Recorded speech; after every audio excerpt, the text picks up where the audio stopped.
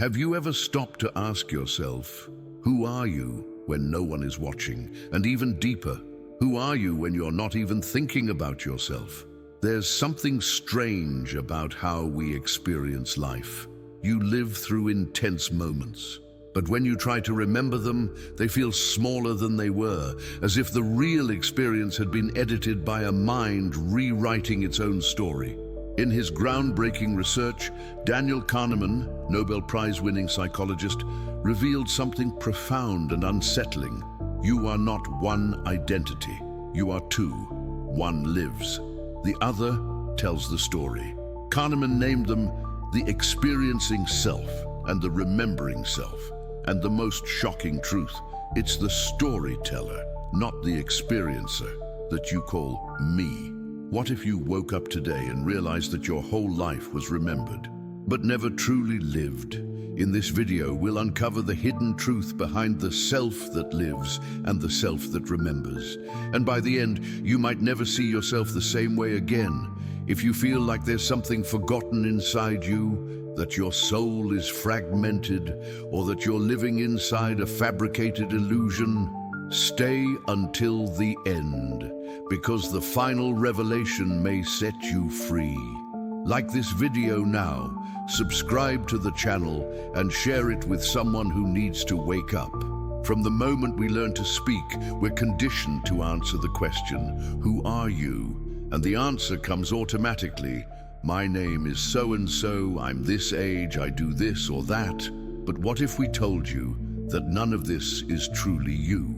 The greatest illusion of the human mind isn't in what we see, but in what we believe about ourselves.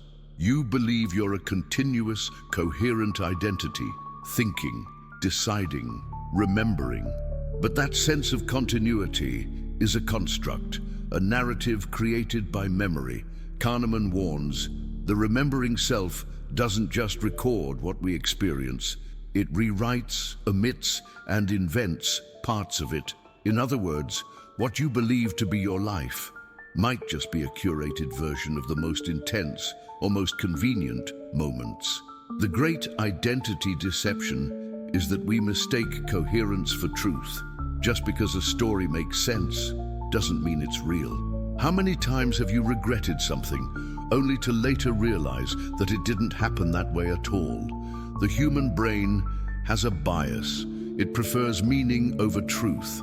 And your identity is built on stories told to you and the ones you learn to repeat.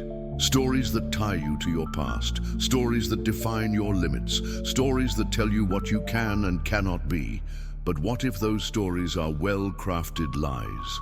This is the first crack in the structure of the self. You are not the story. You are the one who observes. The real question isn't, who am I? It is, who is perceiving all of this right now? When you silence thought and simply observe, something is there, a pure state, beyond judgment, time, or name. And in that silence, the self that lives begins to emerge. The greatest battle of your life might not be happening outside, but within you. Every day, without realizing it, you are pulled in two directions. On one side, the self that lives, present, sensitive, immersed in the now. On the other, the self that remembers, the one who analyzes, judges, and rewrites your story. They don't see the world the same way. Have you ever had a magical moment, a deep laugh, an unforgettable embrace, a breathtaking sunset, and shortly after, you started to question it, doubt it, overanalyze it? That's not logic. That's the remembering self taking over. It turns each experience into a mental storyline, but in doing so, it kills the purity of the moment. And the truth is, these two selves want different things. The self that lives seeks presence, flow, feeling. The self that remembers seeks structure, meaning, interpretation. This difference creates constant tension. You may live something beautiful, but if it ends badly, the remembering self will rewrite the whole thing as negative. The result? You don't live what you lived, you live what you remember, and worse, remember it wrong. This conflict doesn't just affect your memories, it shapes your choices, your relationships, your perception of life, even your spiritual connection. Because while the self that lives is rooted in presence, the self that remembers is trapped in time. And most people, they live under the rule of this inner narrator, never realizing that there's another self, quiet, waiting to be rediscovered. Close your eyes for a moment, breathe, feel the air entering your lungs. You don't need to think about it, you are simply living. This is the self that lives. The self that needs no explanation, no justification, no memory. It just is. It's the you that feels the wind on your face without naming it. The you that gets chills from a song without knowing why. The you that laughs at something that doesn't even make sense because it touches something deeper. The self that lives is pure presence. It doesn't compare, it doesn't judge. It doesn't demand that the moment has a meaning. It fully inhabits the now.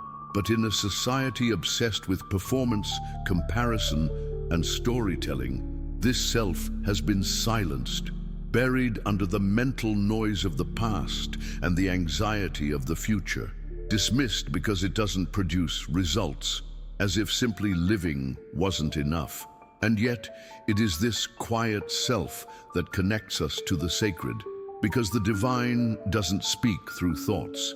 It reveals itself in the intensity of presence, in breath, in a truthful gaze, in a mindful touch, in gratitude without reason. The self that lives is the only gateway to the soul.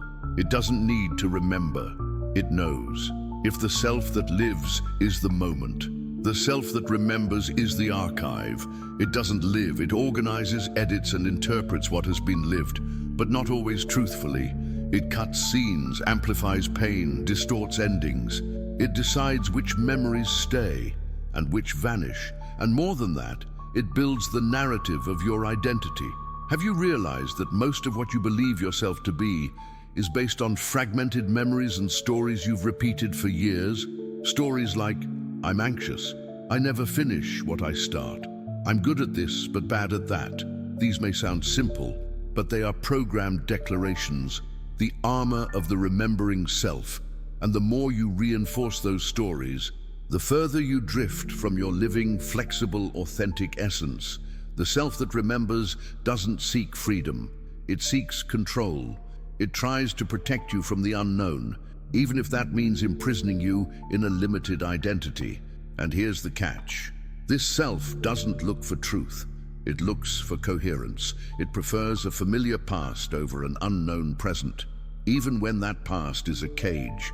The more you identify with it, the more you repeat the same fears, the same choices, the same outcomes. The self that remembers is the guardian of your spiritual comfort zone, but also the barrier between who you are and who you were meant to become. If at any point this video stirred something real inside you, don't ignore that call. Like it now, not for the algorithm, but as a pact with your awakening self. That simple gesture might be the beginning of a new story, yours. Living under the rule of the remembering self comes with a cost, and it's not just psychological. It's spiritual. Do you feel constant anxiety, even when things seem fine? Do you find yourself surrounded by people, yet feel disconnected, as if you're watching life, not living it? That happens because your soul doesn't dwell in the past. It lives in the now. And the more you're trapped in the mind's stories, the further you drift from the only place the soul can bloom, the present. Living through narrative is like watching an old movie over and over, hoping that somehow the ending will change. That's why, even if you change cities, jobs, or relationships, the patterns repeat, because the remembering self carries the script, and you follow it unconsciously. This way of living creates a subtle but constant suffering, a feeling of being out of place, of always missing something, of never being whole. Over time, this spiritual disconnection becomes physical: insomnia, fatigue, lack of motivation, a sense of emptiness. You try to fill that emptiness with distractions, productivity, validation, but the void is not in the world. It lives in your absent presence. Your soul doesn't ask you to change your life. It only asks that you be fully present in the one you already have. The return to the real self doesn't happen through effort. It happens through remembrance. Not the memory of the mind, but the memory of the soul, the kind that recognizes, in silence, something that's always been there. Awakening is not doing, it is allowing.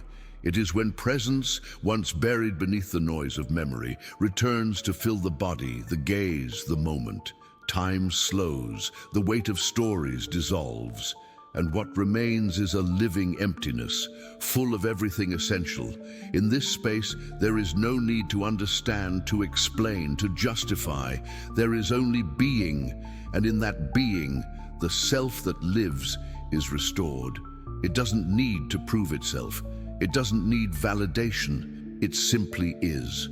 This is the true home, the place of reunion with all that is pure, whole, eternal. Everything you believed yourself to be, every label, memory, trauma, success, name, was never truly you. And deep down, you always knew. There was always something that didn't quite fit, a sense that life was being lived from a distance, as if something essential was missing. Even when everything seemed fine, that absence was a calling, not to seek more answers, but to unlearn what you were told. The truth is simple, yet shattering. You are not the one who remembers. You are the one who observes memory. You are not the story. You are the silent space where the story unfolds. You are not the thought. You are the presence behind the thought. You are not time. You are the eternity pulsing behind each second. You were never the character. You were, and always are, the consciousness that watches. And when this is seen clearly, the illusion collapses, and what remains is peace. Not the peace of accomplishment, but the peace of recognition.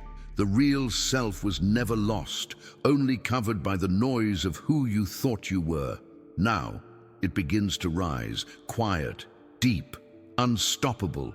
You made it this far, not by chance, but because something in you was already ready to hear what was spoken. This video was not just content, it was a mirror, and before it, the character begins to fade, and your true presence begins to shine. Don't try to hold on to what you saw here.